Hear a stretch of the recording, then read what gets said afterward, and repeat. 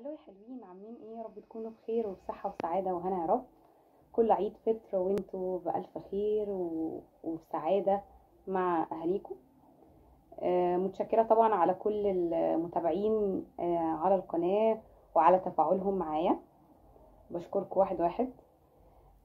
بتمنى لينك القناة هتلاقوه اسفل الفيديو، تبعتوا اللينك ده لاصحابكم وقرايبكم عشان يستفيدوا من القناة. وكمان هتلاقوا اسفل الفيديو لينك الانستجرام عشان تتابعوني عليه.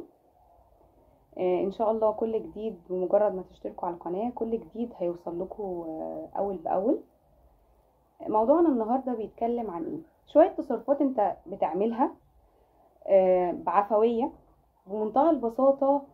ممكن حد يشوفها فيك ان هي عيوب، وحد تاني ممكن يشوفها فيك ان هي مميزات. الدوشة والصداع اللي انت ممكن تعملهم كده بعفوية مع اللي حواليك اللي انت بتبقى حبيبهم، حد تاني ممكن يشوفهم على انهم طاقة وحيوية وبيبقى مبهور بيك، بيبقى مبسوط بيك. وحد تاني ممكن يبقى شايف الزن على انه اهتمام، هو حابب ده، هو مش شايفه زن، مش شايفه زن، هو شايفه اهتمام بيه. طيب بمنتهى البساطة برضو الرغي، واحد بيبقى شايفك ان انت بترغي كتير، مع ان الرغي ده ان انا حبك قوي فبرغي معاك، فحابب ان انا اتكلم معاك على عفويتي على سجيتي زي ما بيقولوا. ده على فكرة حب، ما انا مش اي حد هشوفه هقعد ارغي معاه عمال على بطال. السكوت ونس.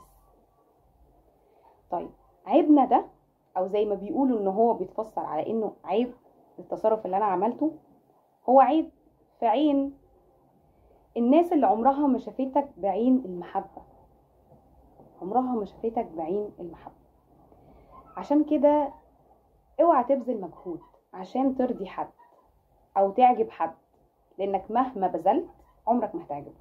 ادعي دايما ربنا يرزقنا بالناس اللي شبهنا، بالناس اللي فاهميننا، بالناس اللي مقدرين قيمتنا ومقدرين كل تصرف بنتصرفه وشايفينه على انه مميزات مش عيوب.